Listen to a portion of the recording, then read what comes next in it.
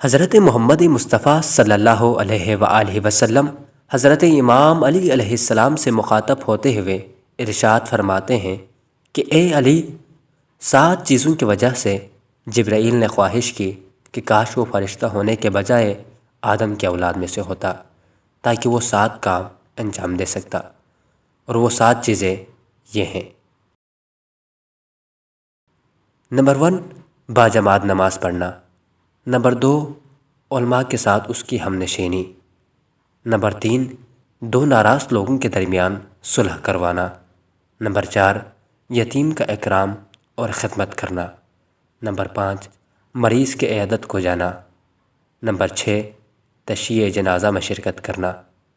Number 7، حج کے موقع پر لوگوں کو پانی پلانا۔